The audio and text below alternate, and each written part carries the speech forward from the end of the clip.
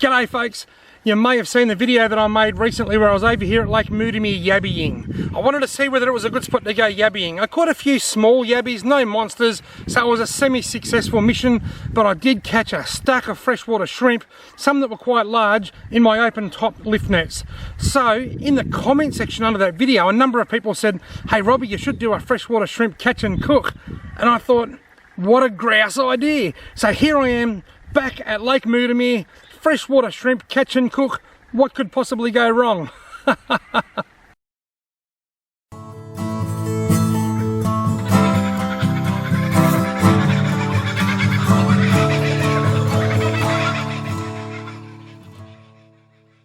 Rightio, now this is a bait trap. I'm going to be putting in 2 of these. The bait traps are designed so that the shrimp can get in through the funnel and then get stuck.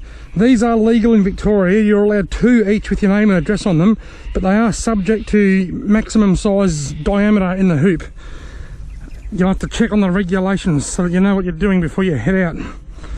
Alright, I'll put this one in first. Bait trap number 1. Go you good thing. Rightio, now open top net number 1. Rightio, bait trap number 2. Put that one in just there. Now here's another open top net.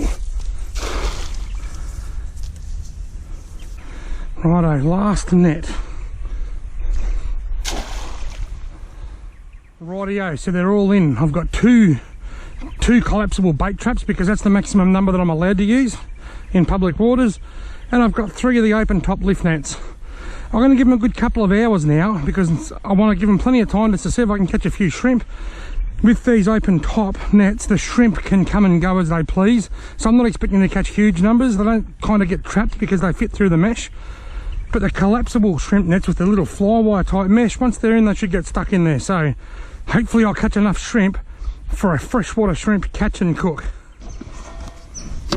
I am so confident that I'm going to catch a heap of shrimp that I'm going to get my trangia out now and get it set up in preparation for my cooking. Catch and cook shrimp. Tell you what, you can get little portable gas burners, butane burners, propane, blah blah blah. You can get shallite, unleaded petrol even, but I love my trangia. It's a metho burner. It's not perfect. Probably the worst thing about it is that you can't see the flame when you first light it, so it's a bit dangerous in that regard. But other than that, it is so awesome. It is absolutely so reliable. It cannot possibly break down. Now you'll see there's heaps of air in to let the air through. They'll come up and keep the flame going. There's holes here to let the air in as well, and they fan the flame. Then you put this on here, and then once you put the top on, it's pretty much bomb proof with regards to wind. It doesn't matter how windy it is, the wind won't get to the flame. I love my trangia, absolutely love it. I'll set this up now, ready to go. This is the burner, the stove. No moving parts. I'll fill that with methylated spirits. Oops.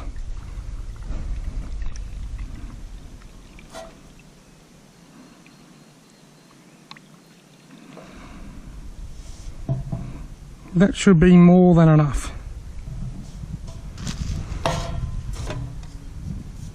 Put the wind guard on.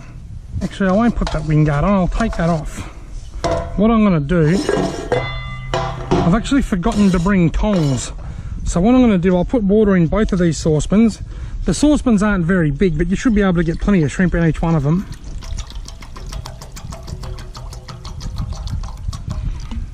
I'm going to fill them both up. Because I've forgotten tongs, depending how many shrimp I get, that'll give me 2 pots to boil.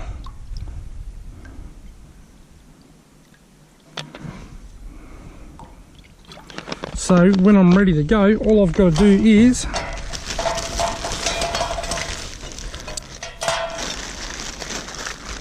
light the metho, put the wind guard on, which goes on and twists, put the water inside there, throw a lid on and wait for it to boil. Now it's time to go and check these nets. Right, now it's time for the fun part, checking the nets. Now I don't need to catch huge amounts of shrimp. You wouldn't believe it, the very first net that I checked has got a yabby in it and no shrimp. I can see a bit of Murphy's Law coming on here. I'm going to come over here to catch some shrimp, to make a shrimp catch and cook, and probably not catch any shrimp. That will really suck. Right, here's net number 2. Net number 1 had no shrimp in it.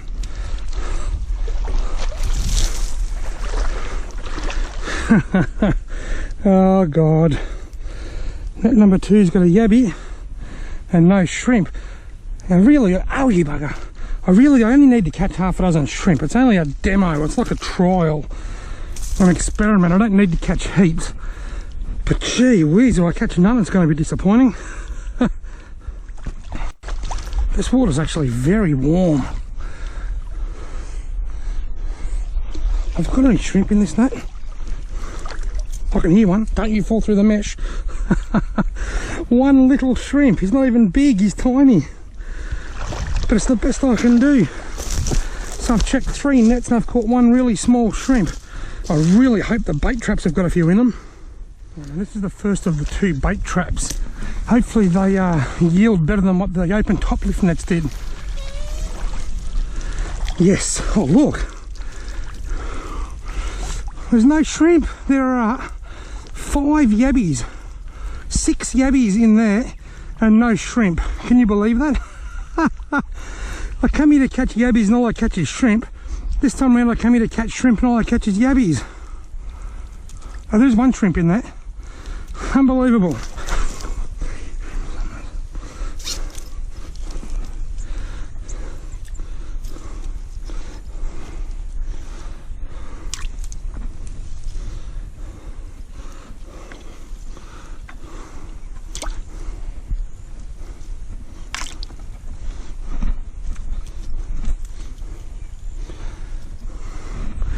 See little yabbies like that? Great fishing bait.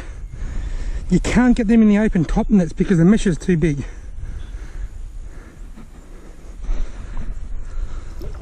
Rightio. I've only got 2 shrimp in the bucket to cook. I was hoping to get at least half a dozen. I have kept 2 or 3 of the larger yabbies that I've caught, just so that I've got something to cook. What's in here? Oh, 1 shrimp and looks like 1 shrimp and 2 yabbies. Wow, well, this is so disappointing. Rightio, now it's time for the big cook up. Before I light this, I've got to tell you that I am quite disappointed. Last week I came over here to catch yabbies and I caught a stack of shrimp and a small amount of yabbies. So today I come over here to catch shrimp and I've caught a stack of yabbies and a small amount of shrimp. So I've kept 2 yabbies, 2 of the 2 biggest ones, which are still quite small, and 3 shrimp. But that's enough to let me know what they taste like. This is the only thing I don't like about the Trangia is actually lighting it. It's a real pain because that's burning, that's going. You've actually got to hold your hand there because you cannot see the flame. Yep, that's going. So if I put that there now, turn that around so that it locks into place. Yep, there's a lot of heat there. I'll put my water on. I'll only need the 1 pot despite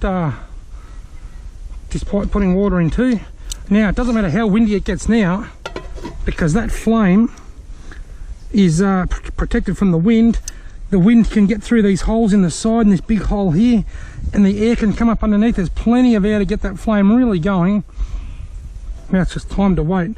Now let me just say folks, this is a very, very basic catch and cook because I've got no lemon, no salt, no vinegar. I even forgot to bring tongs. I didn't forget to bring the other stuff. I just deliberately didn't because I don't want to mask the taste of a freshwater shrimp. I want to actually know what they taste like straight out of the water. And if I was to put additives like salt and lemon and vinegar and stuff, well then I'd be tasting all that and not tasting the flavour of the shrimp so much. So now let's just wait for it to boil.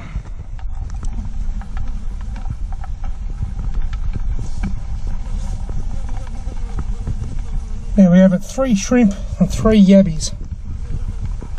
Those shrimp will die in that water within probably 20 minutes or half an hour, I reckon, without any aeration or oxygen being blown into the water, but they'll be in the boiling water cooking by then. How's this? This is the flame control for the Trangia. If I put that on top of the Trangia burner now, it snuffs it, it goes out. If I leave it open a little bit like that, you get a real little flame just for simmering or cooking really slow. The more you open it, the bigger the flame is. So if you're frying sausages or something on this aluminium frying pan, the aluminium doesn't take a lot of heat, so you might only want that half open. But if you want the most flame to boil the water, you just take that completely off. How basic is that? I love things that are basic. I love things that are simple. I've said that plenty of times in the past. I like to keep things simple. The Trangia is a very well designed. They've been around for probably 80 years. I think they were invented in the 1930s, I think. Very well designed, basic, reliable unit. I just love mine. How's this water looking? Oh, it's almost boiling. Another probably minute, I reckon, and it'll be right to go. So nice down here, Lake Moodemere. I just love this place. Actually, while I'm sitting here cooking and catching shrimp, my wife Loretta is just over the back. She's got a couple of rods in with some worms, and she's already caught a couple of carp. Her plan is to catch a couple of small carp, kill them, throw them out on the water to float, so that the white belly sea eagle comes down and grabs the bird, or a whistling kite comes and grabs the bird, and she wants to get a photo of the bird. So she's fishing to catch the fish that's going to lure the bird that's going to help her take the photo.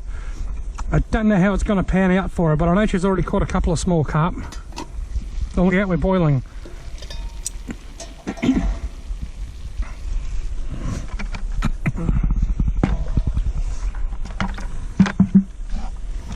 I'll put the biggest yabby in first, because he's going to impact the water temperature the most.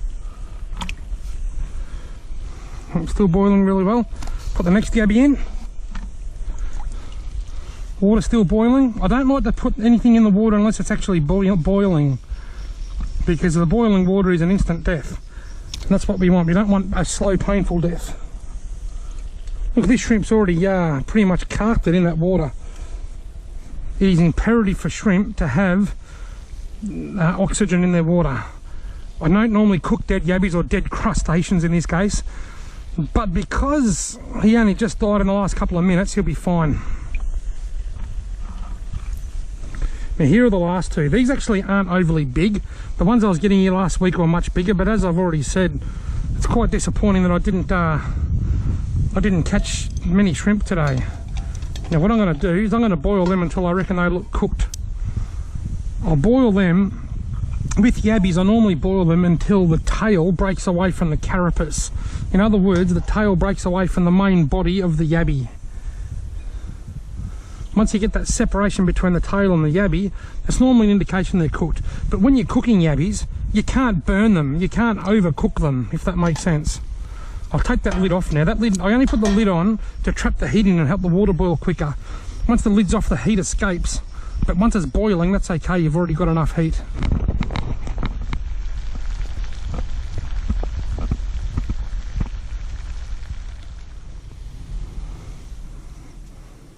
Funny, once the Trangia's been going for a while, you get this big orange flame and it's good, but when you first light it, that flame's invisible. I reckon they're almost done. I might give them about another 30 seconds just to be safe.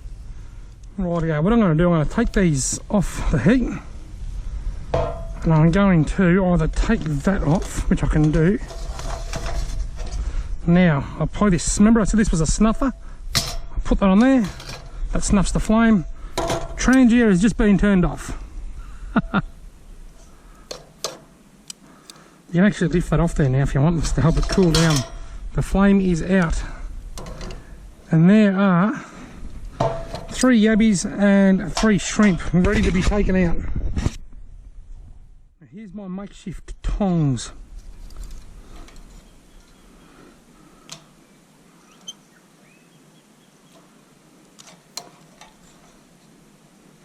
There's my 3 shrimp. That's the experiment. I have actually done this. I cooked some and ate them many years ago when I was a kid, but gee, it was a long time ago. From what I remember, they were a little bit bland. The flavour was a little bit disappointing, but that was a long time ago then. Things might be different now. I'll pour this water out down here onto the ground. The ground's so dry that the grass will probably appreciate it even though it's boiling hot. I'm just going to wait for them to cool down.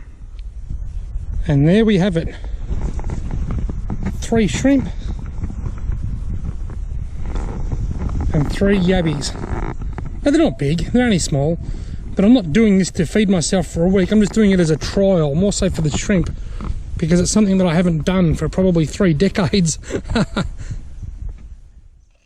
Rightio. Let's do some shelling.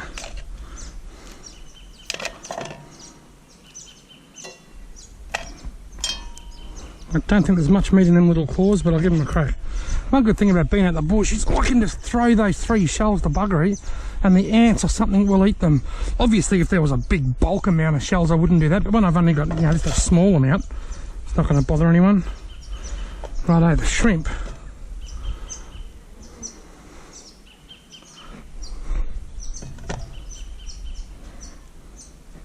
It's actually the yabby tails pull out from inside the carapace and pull lots of junk out with them that you've got to wash. That's why I've got this water here.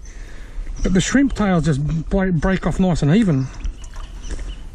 That's 1 plus for the shrimp. Let's throw those few shells around. A few shells won't hurt like that. A heap of dead carp does hurt, and to be quite honest folks, it absolutely stinks down here at Lake Moodemere at the moment because of all the dead carp that are laying around.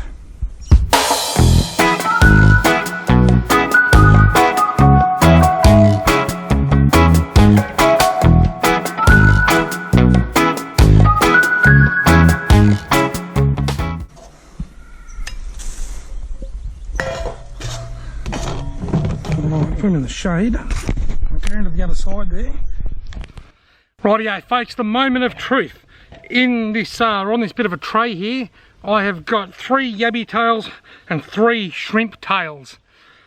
The yabbies, and the flies are annoying me, the yabbies were much easier to shell because their shells are much more robust and you get a lot more meat off a yabby because they've got a fatter tail, and even though these yabbies are small, there's still a lot more meat on each one of their tails than what there are the shrimps. The shrimps, the tails pretty much broke when I took them off the back. With the yabby, you tend to pull out a lot of the insides. The tail of the shrimp just sort of snaps in half. The shell's a bit harder to get off because it's a bit more softer, but you do get a little bit of meat. There's a shrimp tail just there. That's my bigger shrimp as opposed to the yabby, which wasn't a big yabby to start with. So, the moment of truth. First, I'll eat the shrimp.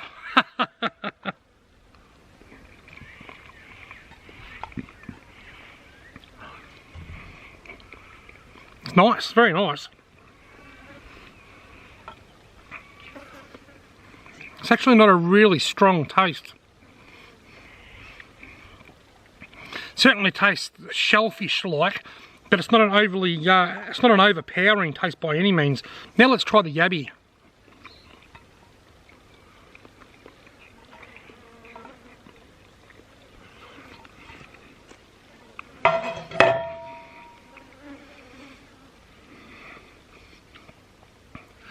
Tell you what, they're pretty close. They're not too much different. I think the yabby has got a little bit more punch to the flavour. They both taste very much like seafood or shellfish or crustaceans, but the yabby's just got that little bit of extra flavour, I think. I guess it's like comparing a photo straight off a camera as opposed to a photo with a little bit of extra colour saturation. It's like the yabby's got a little bit of extra flavour saturation, but not a whole lot. They're actually pretty similar. There wasn't enough to really get a great deal. Ironically, unfortunately I didn't catch as many shrimp as I would have liked, but I got enough to get a taste, and I'm going to do this again.